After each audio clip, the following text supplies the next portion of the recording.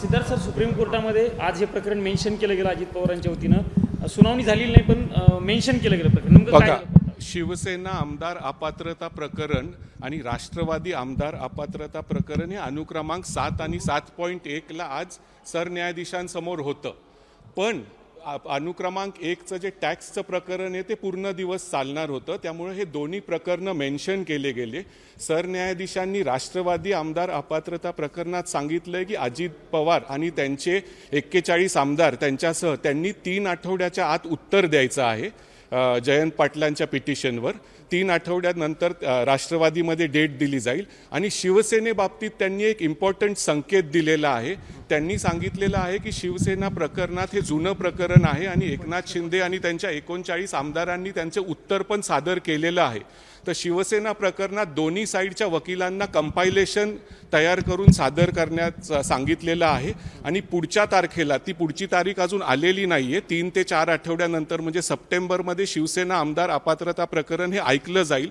आणि चीफ जस्टिसांनी संकेत दिलंय की हे सुप्रीम कोर्टातच ऐकलं जाईल आणि त्याचा निकाल माझ्या मते अपेक्षित आहे सप्टेंबर किंवा ऑक्टोबरमध्ये. आणि राष्ट्रवादीच्या प्रकरणात पण सांगितलं गेलं आहे की 3 आठवड्याच्या आत अजित पवार आणि त्यांच्या आमदारांनी उत्तर द्यावं. दोन्ही प्रकरणाची डेट 1-2 दिवसात आपल्याला समजेल. आणि शिवसेना प्रकरणात त्यांच्या वकिलांनी खूप इच्छा प्रकट केली की लवकर तुम्ही ह्याचा निर्णय, लवकर एक तारीख द्या. तर चीफ जस्टिस त्याच्यात शिवसेनेबाबतीत थोडे संतापलेले. ते म्हणले की मग तुम्हीच येऊन इथे बसा आणि तारीख द्या. तर त्याच्यानंतर चीफ जस्टिसांनी एक इम्पॉर्टंट संकेत असा दिलाय की शिवसेना आमदार अपात्रतेचं प्रकरण हे सुप्रीम कोर्टातच चालेल, त्याच्यात कंपायलेशन द्यावं दोन्ही बाजूनी. प्लीडिंग्स कंप्लीट झालेले आहेत. त्यामुळे सप्टेंबर किंवा ऑक्टोबरमध्ये ह्याची सुनावणी नक्की होणार आणि ह्याचा निकाल पण अपेक्षित आहे. आणि तसंच NCP बद्दल पण आहे. त्यामुळे आज 1-2 दिवसात आपल्याला पुढची तारीख मिळेल.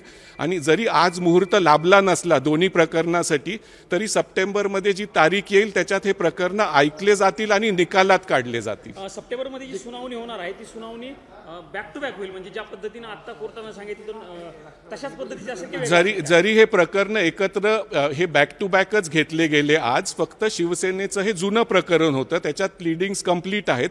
राष्ट्रवादीमध्ये नोटीस मागच्या आठवड्यात इश्यू झाल्यामुळे त्यांना 3 आठवडे अजित पवार आणि त्यांच्या आमदारांना दिले गेले आहेत उत्तर द्यायला. शिवसेनेबाबतीत दोन्ही बाजूला सांगितलंय की तुम्ही तुमचं कंपायलेशन सादर करा. म्हणजे याचा अर्थ की शिवसेना आमदार अपात्रता प्रकरण हे हायकोर्टाच्या ऐवजी सुप्रीम कोर्टातच चालणार आहे. जरी मेंटेनेबिलिटी त्यावेळेस डिसाईड केली जाईल आणि पुढच्या तारखेला म्हणजे सप्टेंबरमध्ये जी तारीख येईल त्यावेळेस काहीतरी आर्ग्युमेंट्स होतील आणि निकाल सप्टेंबर किंवा ऑक्टोबरमध्ये म्हणजे विधानसभेच्या आधी यायची अपेक्षा आहे, असे संकेत सरन्यायाधीशांनी आज दिलेले आहेत.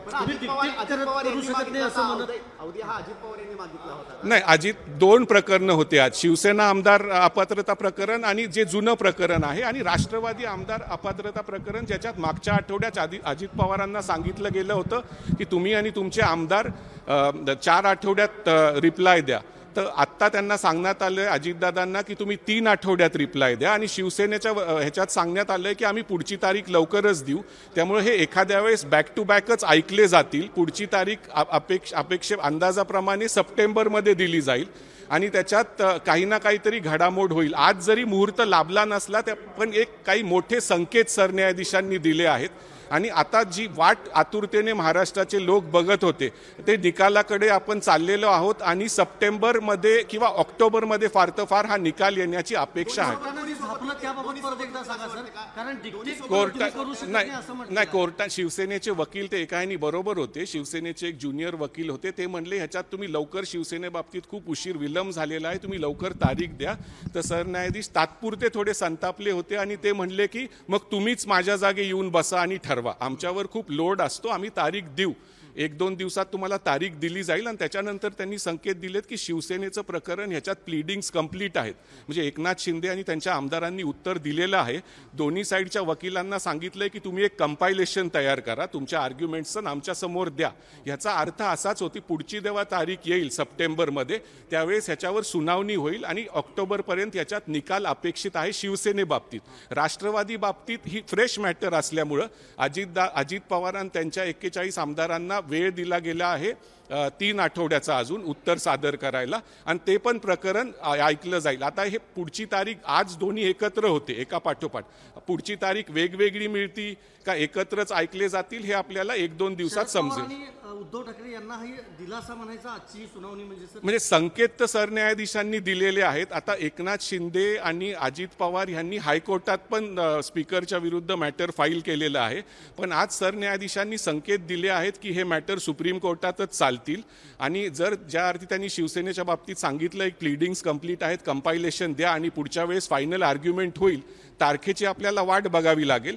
पण संकेत तर नक्कीच दिलेले आहेत की सप्टेंबर-ऑक्टोबरमध्ये ह्याचा निकाल आपल्याला मिळेल जो काय आहे. आणखीन एक जी सुनावणी होणार आहे ती म्हणजे की नागालँडच्या संदर्भामध्ये की जिथं अपात्र आमदाराचाच हा मुद्दा आहे, मग त्यांना पण हे नाही, ती वेगळी, ती दुसऱ्या खंडपीठासमोर आहे. राष्ट्रवादी पक्ष आणि चिन्ह आणि नागालँड MLA डिस्क्वालिफिकेशन हे एकत्र टॅग केलेले आहेत, ते जस्टिस सूर्यकांतांसमोर आहेत. त्याच्यात आज तारीख होती पण ते लिस्टमध्ये नव्हतं, आता ते सप्टेंबरच्या अखेरीस लिस्टमध्ये आहे.